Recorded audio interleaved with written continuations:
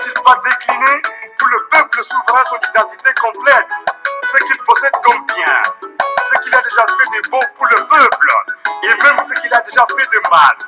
Crime économique, crime politique, crime de sang, tuerie, guerre, et surtout comment il compte le réparer.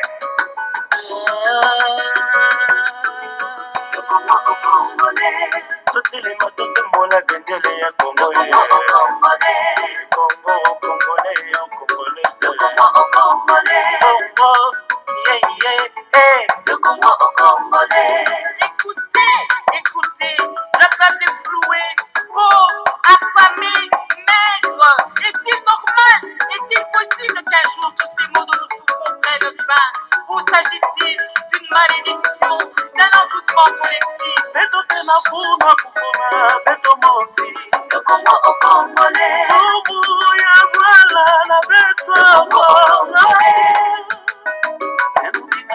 Le Congo au Congolais. Le Congo au Congolais. Le temps de plonger dans l'irritation perpétuelle contre ce méchant est révolu. Car plus jamais, nous n'accepterons que des personnes sans aucune qualification assument des fonctions ni au sommet de l'État, encore moins à la tête des entreprises publiques. Le Congo au Congolais. Le Congo au Congolais.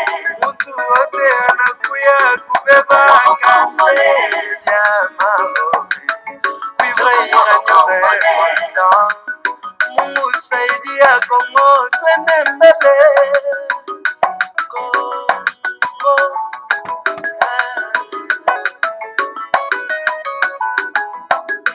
Udugu wabucha, skuliji wacha kumbani Walitungelija Kongo, ikale mfele male sitime Chamo kaborai, kama toka mtume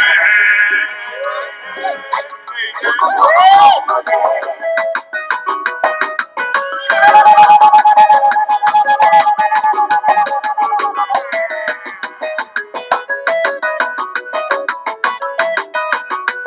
Ainsi, nous saluons avec la dernière énergie la venue de la Troisième République tant attendue et dont plus de 5 millions de Congolais ont payé au prix fort de leur vie. Marquons nos pas sur les traces de l'histoire. Posons des actes qui serviront d'exemple aux générations futures. Le Congo au Congolais.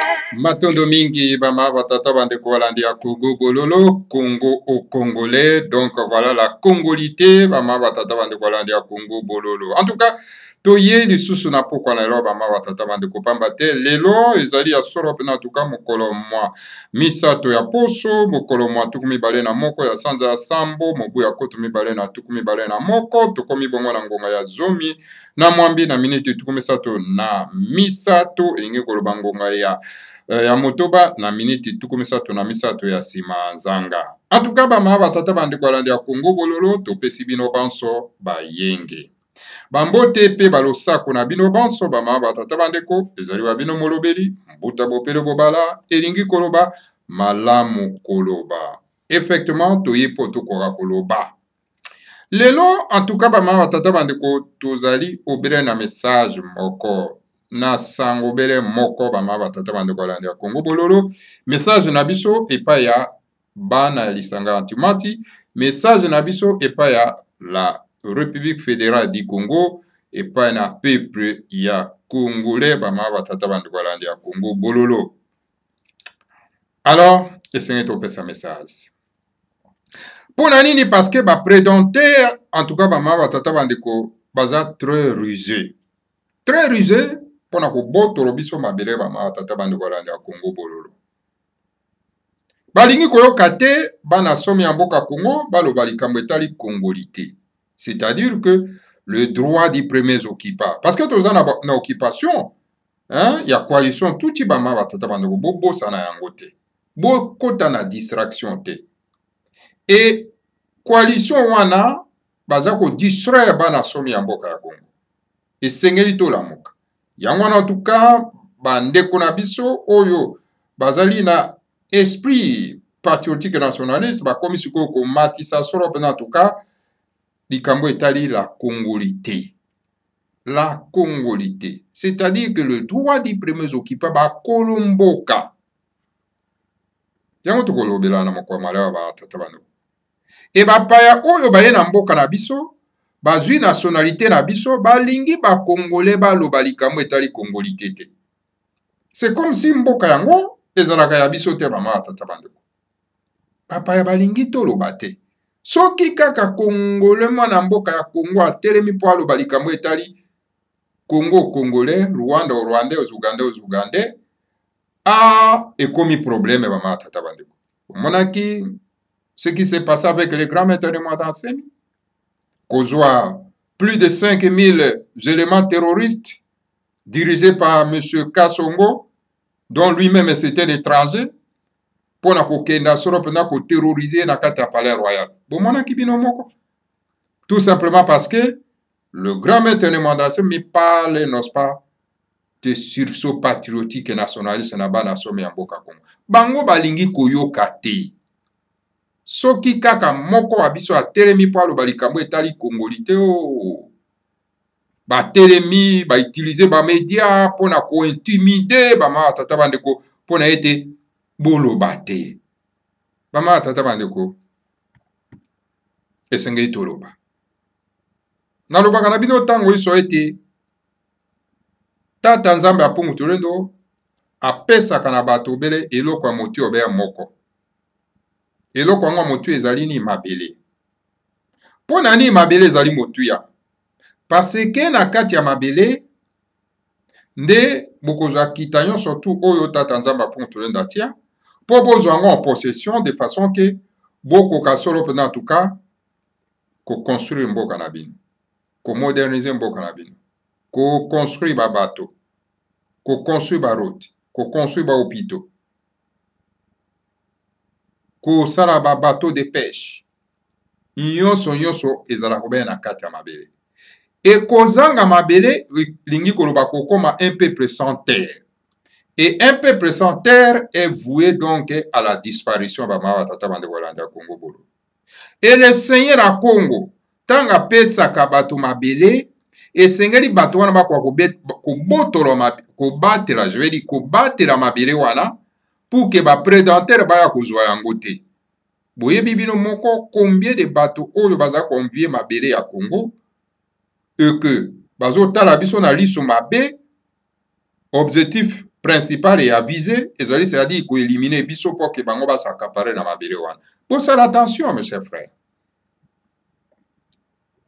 Lelo toyeto lobela likambo etali congolité bien sûr. Congolité. Yango ndeza ko réunier ezali en vogue na kati ya mboka na biso ma tata bande kolanda Congo. Pourquoi congolité? Parce que la RDC, que nous appelons la République fédérale du Congo, auto transformé en la République fédérale du Congo, parce que la RDC est la création des marchands d'esclaves. Bango bato ba créa ki yango. Ce ne sont pas nos ancêtres qui ont créé la RDC, la République démocratique du Congo. Non, ce n'est pas nos ancêtres. Ezali œuvre ya Léopold D. Yemota créa ki yango. Ezali œuvre ya ba occidentaux, bango ba créa ki yango. Pourquoi ba créa ki yango? Les grands maîtres de Mandase m'a expliqué ça. Ba créa ki yango pour que ezala espace moko libre oyo bango ba ko exploiter ba ma tata bando. Bango ba créa ki yango te pour que ezala bénéfique na biso. Pour que e koma vraiment na bénéfice na biso, et sengeli biso to s'approprier yango. Pour to s'approprier yango, et sengeli to transformer yango. Parce que c'était un mariage forcé, oyo to ko transformer yango na mariage d'amour. Les grands maîtres de Mandase ne cessent pas de le dire. Donc la création ya RDC, bama tata bande kolanda Congo bololo, ezalaka na gu ya bakoko na biso te. Bakoko na biso balingaka yango te. Ezalaka par l'annexion, annexion en annexion. Esengeli to ye bango bama tata bande kolanda Congo bololo. Ba annexa ki biso par la force. Alors donc, bakoko na biso baboyaki. Bangala baboyaki annexion wana. Bande kuna biso aboyoma baboyaki annexion wana. Bande kuna biso akivu baboyaki annexion wana. bandeko na biso ya boyo ya chose ya Katanga baluba tout le monde aboyaki annexion wana, mais c'était par la force des armes. Alors yango tokoma ba congolais, mais lokola ezalaki un mariage forcé, biso tokoki kozwa possession na yango mpe totransforme yango tokomisi yango mariage d'amour. Po tokomisa yango mariage d'amour esengeli tokomisa yango donc la République fédérale. Ntango tokokomisa yango la République fédérale, alors chaque province ekomi un état autonome, epai ekozala na la police na yango, epai ekozala na gouvernement na yango. Alors donc la République fédérale du Congo ekotambola solo pena na tournant na yango. Donc tokozala isusu na un seul président na un pays où ezali plus vaste que toute l'Europe unie, tokokoma siko na plusieurs présidents et pa wapi tokotambusa yango na ba plateforme ya matata bando balanda Congo bolo. Donc tokokomisa yango la République fédérale du Congo où ekokoma un état plus fort na Afrique centrale où epa wapi yango ekozala moteur ya développement ya Afrique mobimba matata bando balanda Congo bolo.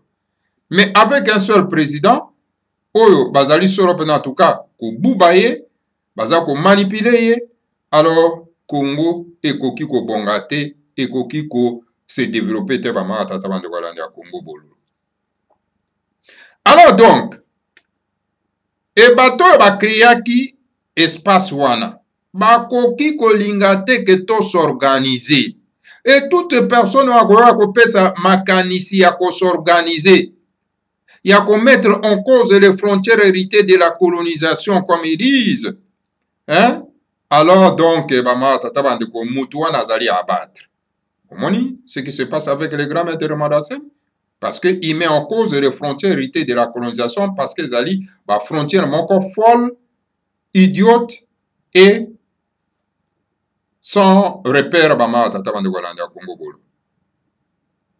Alors donc, Congo Bololo. Bango balingi ete espace wana bango bakriaki ezala kaka ndenge wana. Ezala désordre, bo s'organiser te, donc bo se développer te. Po bango bayaka copier. Bango tata bande kolanda Congo bolo. Et bino bango imboka boza ko subir kaka génocide na génocide. Yango na tuka moto surtout akoya kolobela makambo etali congolité. Pour que baimboka bakoma na goût na bolingo ya mabe na bango azali un homme à abattre, diaboliser et bongo na bongo ma tata bande. Et baza na stratégie na bango. Ils utilisent ces étrangers au bazo na kata mabele wana pour na kopesa bango tous les moyens pour que bakoka ko régner na kata mboka na matata ndo walanda Congo bolo. Mais alors Dieu qui nous a donné cette terre, a so qui biso se mettre debout pour travailler ensemble. Na moko na biso azako pesa vision, le quoi les grands maîtres de Mandassem. Ou azako pesa solo en tout cas makanisi ya malamu ya ko transformer en tout cas le mariage forcé na mariage d'amour. So qui biso to telemi. Parce que tata nzamba pour tulenda salaka kage sika bato basalaka. Et sika bato basalaka te tata nzamba pour tulenda ko salate. Soki bino bo vandika na makambo etali binzambi nzambi. Ba pasteur Charlanta ba ko kosa kabino. Bo kendaka ko tia kama bonza epa ya votre Seigneur, hein? Église catholique, église protestante, epa ya nani ba père spirituel na bino. Bozo kende obebisa mboka mbongo kuna, alors donc mboka jamais ekotika la soro penda kobonga. Nous devons nous mettre au travail à côté d'un leader qui travaille, le kola le grand maître de Mandassemi, to pousser ba idée oyo makanisi oyo azana yango, yango eko permettre biso skoto travailler durement pour que to ko transformer mboka wana. Pona ni lelo to kolobela congolité ba ma batata bande kolanda Congo bololo. Parce que Nalanda qui débat encore, parce que ces messages qu'on s'adressait directement, en tout cas, dans Moto Babengi, Kalombo, alias Franci, donc il s'oppose, n'est-ce pas, na ba Congolais ba s'approprier na mabele na bango. Ba s'approprier na mutu ya mboka na bango bama tata bande. Alors donc bama tata bande ko walanja Congo bololo. Soko tali malamu meme na mokando ya bapaya. Oyo ba memela biso mopaya munene wana ba memela biso na kati ya mboka na kombo ya Biblia. C'est un étranger mopaya munene. Oyo pa ya kolalisa biso pongi. Soko kei na Deutéronome 17 verset 15. Okokuta ete kuna balobi na biso ete bokoki kopona na mboka na bino kaka mwana ya mboka po ete akwa kokamba bino. Bokoki kopona mopaya te po ete akwa kokamba bino ezali malédiction. Ba tata bande ko alandi ya Congo bolo. Yango nomoni ba mboka nyonso tu baponaka kaka bakolo mboka bakoka solo penda kokamba bango. Yango nomoni lisusu na charte des Nations Unies elobi ete mopaya koki kokenda kokamba mboka songolo pakala te. Yango nomoni balandaki Fujimori na Peru kuna bama tata bande ko alandi ya Congo bolo. Po azalaki japonais. Alors donc, nous devons ouvrir les yeux. Batoya kokosa biso te bama tata bande. Ezali na droit na biso ya kotelema ko défendre mabele ya bakoko na biso. La RDC c'est la sommation de toutes les terres ya bakoko na biso, c'est-à-dire toutes les tribus. C'est la sommation de toutes les tribus. Nde sali sikoyo la RDC. Moto oyo aza na tribu na kati ya RDC te azali congolais te. Mes chers frères, mais ça droit na biso tout terme à se défendre. Hein? Moto moka ya ko intimider biso te. Hein? Ba Kalombo alias Francis, ils ont étudié na bambongo ya mabele na biso pour que aya ko défendre ba paya na kati ya mboka na biso ma tata bando. Aya ko défendre ba étranger na kati ya mboka na biso. Mais c'est Kalombo alias Francis a telemaka pona ko défendre Hippolyte Kanambe. Donc son petit frère Hippolyte Kanambe boyoka ki petit frère na ye jouer Kanambe atemaka lobaki no biso to komaki ba Congolais na 1918. Biso to komaki donc bana Laurent Désiré Kabila en 1918. Hein? Bama tata bande ko alandi ya Congo bololo. Ça c'est blaguer avec nous comme ça. Hein? Et moto babengi Jeannette Kanambe. Atemaka na parlement lobi abitango bango bazalaki na armée na Tanzanie. Donc c'est une étrangère. Alors, pourquoi tu koyi kotika mabele ya bakoko na biso na maboko ya bapaya? Ça ne va pas bama batata bande ko alandi ya Congo bolo. Et puis bato baya ko intimider biso. Tout le baté. Alors, prenons les cas n'est-ce pas ya monsieur Katumbi oyo papi Francis Kalombo alias Francis azo telema pona ko défendre. Son grand frère de même père bama tata bande ko alandi ya Congo bololo. Ya alobi boy. Alobi moto babengi Raphaël Katebe Katoto. Alobi Raphaël Katoto alobi boy. Alobi a déclaré boy. Sur l'origine il y a maman biologique ya Katumbi. Hein, ou yazali jeune frère na. Alobi Moïse Katumbi est mon frère de même père, mais de maman différente. Notre père s'appelait Sissine Soriano, un juif séfarade grec qui était venu s'installer au Congo pour faire ses affaires. Il épousa notre mère qui était des pères et des mères congolaises et ils ont fait naissance à 3 garçons dont est né Raphaël Katebe Katoto, le second Abraham Katebe et le dernier Jacob Katebe. Après la mort de notre chère mère, notre père a commencé à courir avec notre bonne. Il engrossa et c'est ainsi que notre jeune frère Moïse Katumbi est venu au monde. En effet, la mère de Moïse Katumbi qui fit notre bonne était Shinyata Makula, fille de Mwanta Kanzembe, 16, 14, je vais dire. Originaire de Kawambwa, province de Luapula, en Zambie. Voilà, bama batata bande kolande ya Congo bolo. Biso bana somi ya mboka ya Congo.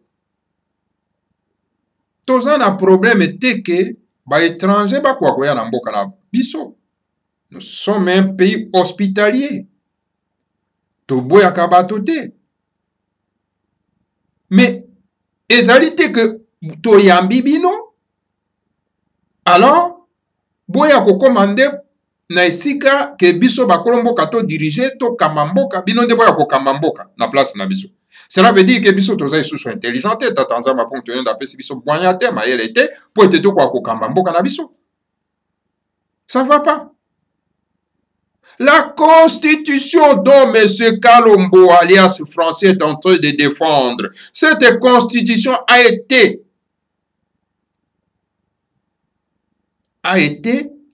rédigée par qui? Par les anciens colonialistes wapi nanini na mboka ya Liège, na Belgique. Constitution wana boza nango na kati ya mboka. Toza nango normalement, toza nango na bosenga te. Tous en a besoin de la constitution. Oh, il y a le Luabu. Il faut y a pour être tokoka. Kwa mande ango pour être bongisa ango pour na être tokoka kotambusa na ango mboka. Ou à défaut, toko la constitution ya ba Bena Congo. C'est-à-dire la loi sacrée de Bena Congo pour être tokoka kotia ango na kati ya mboka pour tokoka kotambusa na ango mboka. Mais pas la constitution. Oyo ba rédiger ango kuna na Liège na mboka ya Belgique. O ba adapter ango pour un seul homme, Hippolyte Kanambe bama tata bande kolanda Congo bolo. Et cette constitution là que yé monsieur Kalombo alias Francis azo ko défendre ango na ba plateau ya télévision na kati ya mboka. Hein? Bama tata bande kola. Ça ne va pas bama tata bande. Un vrai Congolais a koki koboya teke mboka na ekoka kokambema na moto ya zali de père et de mère congolaise. Parce que to moni ba prédentaire ba tondi trop.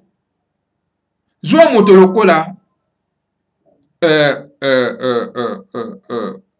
moto yo babengi comment il s'appelle? Rubewa.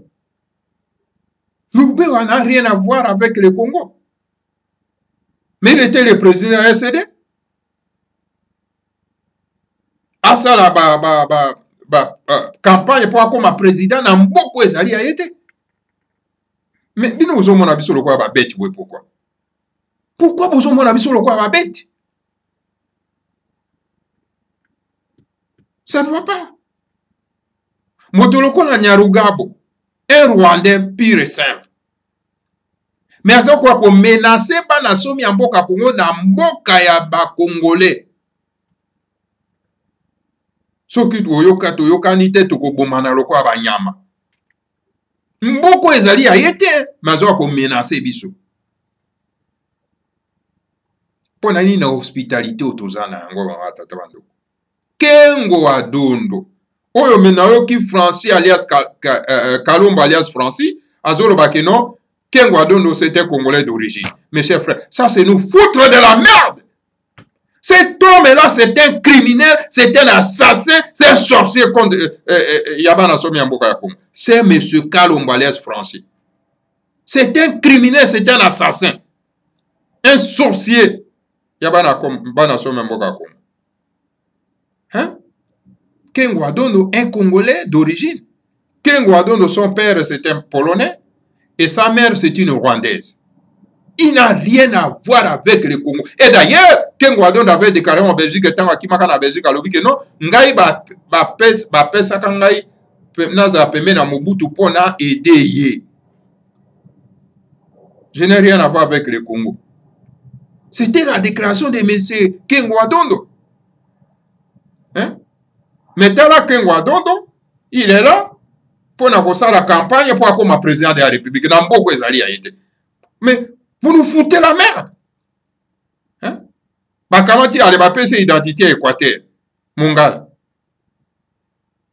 Donc et pourtant Kengwado n'a rien à voir avec l'Équateur, n'a rien à voir, c'est un étranger. Alors tara motoloko là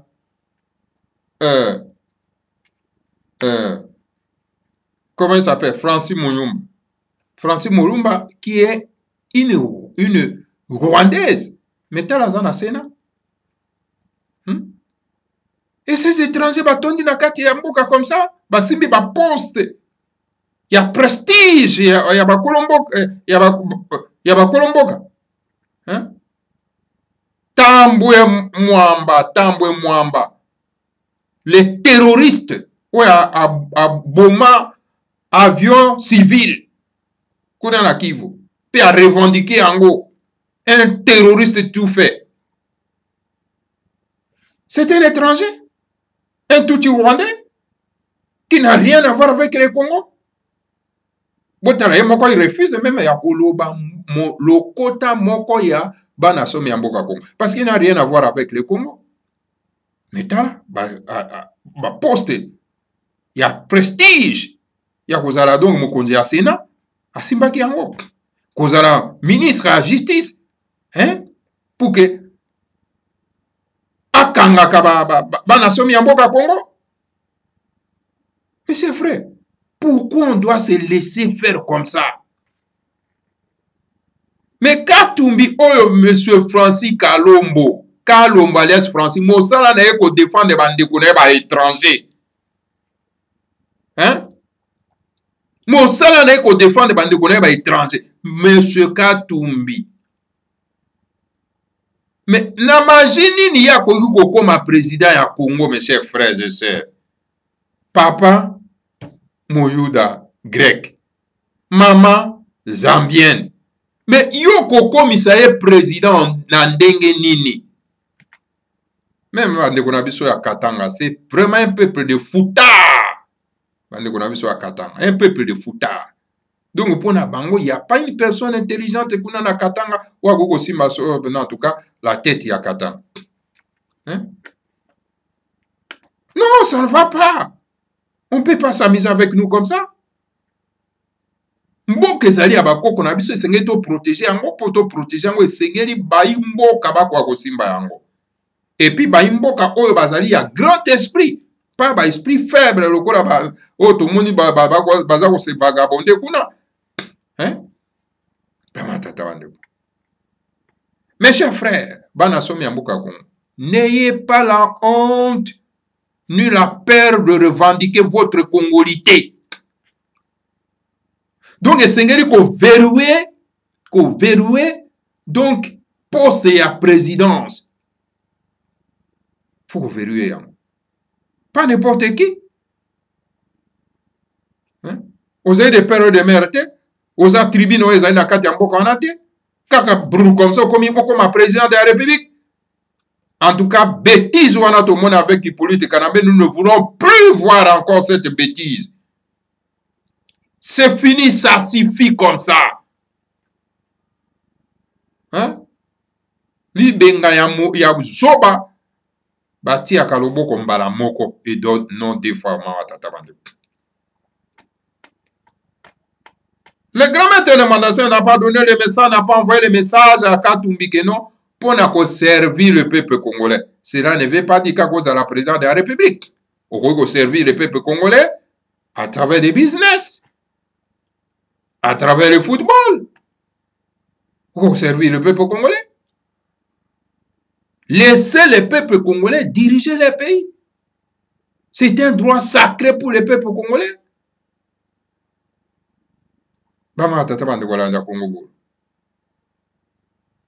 Et ceux qui soutiennent ces étrangers pour que Bakamamboka, ce sont les naïfs.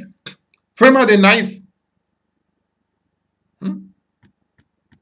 Kenda kotara na armée mobimbe tondi na bapaya des généraux zwa moto babengi Tango Fort. Je l'ai toujours dit, Tango Fort c'est un étranger, c'est un Ougandais. Moto amemaki na kati ya mboka c'est un Bemba. Hein? On ezalaki donc moyen d'échange oyo Museveni apes condition apesaki na bemba allez zwa moto wana ozala na ye po bofuta effort de guerre na biso bamatata bandeko. Mais vous trouvez les étrangers na kati ya armée. Mais guerre nini bokobunda oyo bokobunda na Uganda po bolonga yango parce que Tango Foro qui est le frère de Museveni aza na kati ya armée. Hein? Moto babengi commandant Raos un Zambien. Bitumba nini bokobunda na Zambie po bolonga yango parce que frère na bango aza na kati ya armée. Plan surtout akoteka. Bamatata bandeko. Et vous trouvez beaucoup de généraux rwandais sont dans la armée. Mais bitumani boko bundana Rwanda bolonga yango. Plan ko zala toujours à côté. Alors c'est qu'on verrouille ba poste stratégique et za na maboko ya bapayate. Hein? Service ya sécurité, il y a en air et ko za na maboko ya bapayate. Service ya police nationale et quoi mokonzi ya police na cause mopaya te faza mokolomboka pour aller protéger ses concitoyens. Non mes chers frères, le débat de la congolité est très nécessaire et ça permet d'ouvrir le cerveau à chaque Congolais pour comme un amour na bolingo ya mboka na ye pour défendre. Hein? Quand on parle d'un Congolais d'origine, ce ne veut pas dire que yo mwana chinois ye aboti mwana na kati ya Congo. Un chinois abali mwasi na biso aboti mwana lokola basi na biso balinga pe ko se prostituer trop na ba étranger. Hein? Abali mwasi ya d'ailleurs kutu babala kate. Bazuka na makango aboti mwana ya chinois. Hein? Et mwana chinois wana ale akomi mokolo akoma président de la République. Tout le monde a dit que les Chinois ont revendiqué que non, ils ont le droit de postuler pour être président de la République. Parce que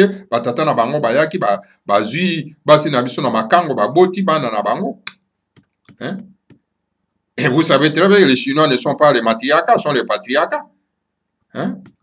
Les Congolais sont chinoises, mais ce sont les Chinois qui basi na biso ba se prostituer na bango alors ba boti bana ba tiki bana na bango alors bana na bango ba koma président. Mais guerre nini bo mbino bo livrer na Chine pour ko kolonga yango pour bana wana pension na bango zali toujours na mboka na bango la Chine. Hein? Alors il faut pas dire que ces enfants sont des Congolais d'origine.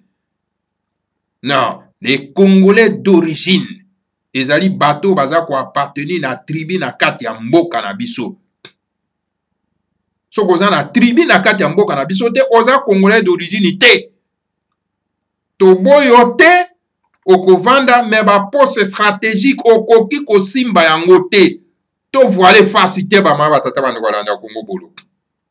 Moto yo babengi Francis Kalombo azali penza ennemi ndoki sorcier ya bana somi ya mboka Congo. Azali un danger permanent non pas ya mboka ya Congo. Parce que bo sanité. La déclaration de Francis Kalombo qui qualifiait Hippolyte Kanambe comme de Messie na Messie na ye, hein?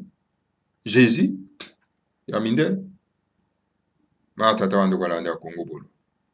Non, il faut tolamuka. Il faut tolamuka ma tata wando kozali vraiment très important tolamuka. Tolamuka.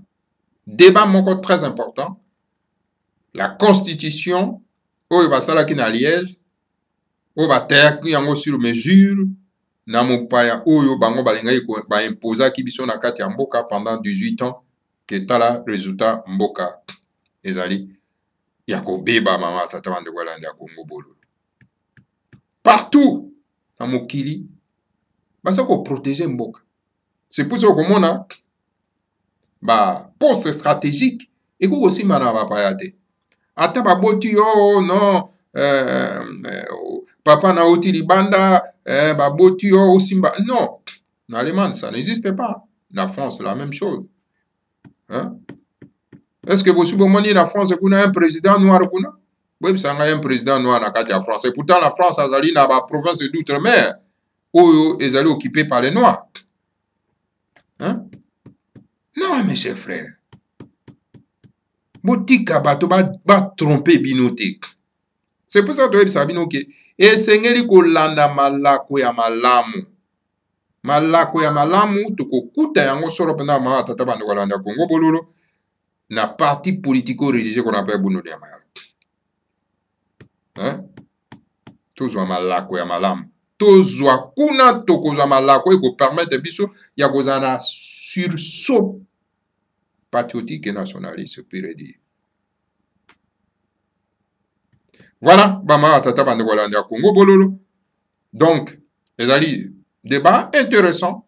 Et maintenant que le Congolais doit se mettre debout pour nous défendre en tout cas. Hein? Et si quand on a Tata Bande Ko, parce que les le biko, il y a une boka. Pour balobi na biso mo pa ya kogi ko tamusa mboka te. Il faut qu'à Kolomboka Bangomboko. Si vous dites que mon père est Samboka, alors c'est la malédiction qui frappe ces binos, le résultat des habillés. Voilà, Bama, Tata Bande Kolandia Congo Bololo. Namukuse, Oyo, Namemela Kibino, Solo, en tout cas, na poko na lelo. Wana, Tukutane Nabino, Sussumbala Sima, bon moment sano, Bama, Tata Bande Kolandia Congo Bololo. Alors donc, pour ça, Botika na Kimia Bakuru. Que le Seigneur à Congo vous bénisse tous et bénisse le grand maître de Mwanda Semi et bénisse la République fédérale du Congo, Ingeta, Ibobo et Ibobo.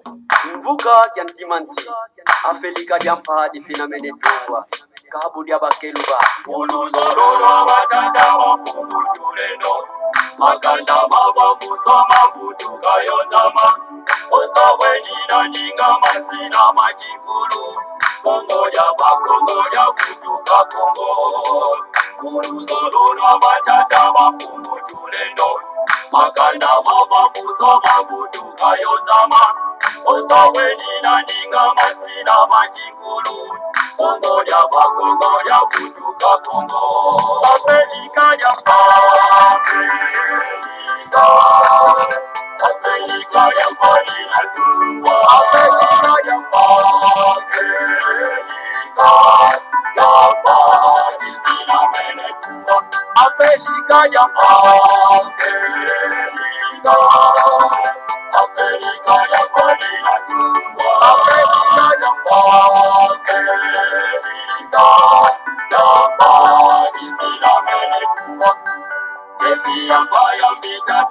Wana kukongo Ipanza kya Kongo yekibuka kya timanzi Defi ya paya mbita keti wana kukongo Kongo ya bakongo ya futuka Kongo Defi ya paya mbita keti wana kukongo Ipanza kya Kongo yekibuka kya timanzi Defi ya paya mbita keti wana kukongo Kongo ya bakongo ya futuka Kongo Afrika ya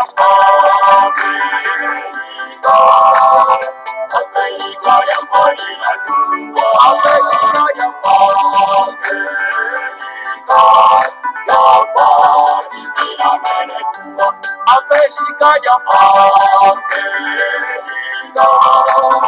Afrika ya Marina Tumba. Afrika ya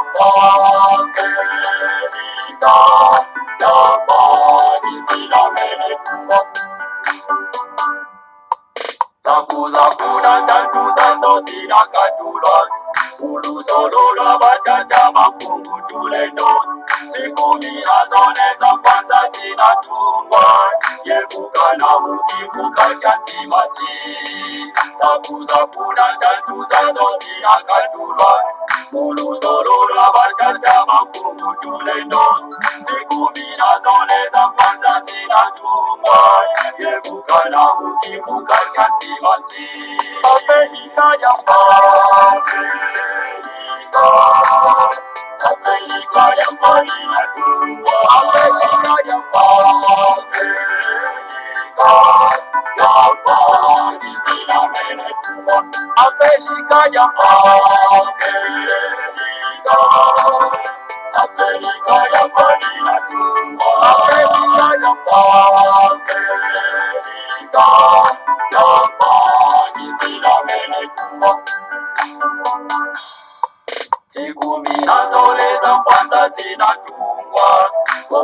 Makambu bengela kuva kuzami Oyo makatanga kifungu bangi chwapa Kasaimu kivuka chantimanti Sikumi nazo leza kwanza zinatumwa Kongo makambu bengela kuva kuzami Oyo makatanga kifungu bangi chwapa Kasaimu kivuka chantimanti Afrika ya Afrika ya mbali na tumbo Afrika ya mbali sina mene tumbo Afrika ya Afrika ya mbali na tumbo Afrika ya mbali sina mene tumbo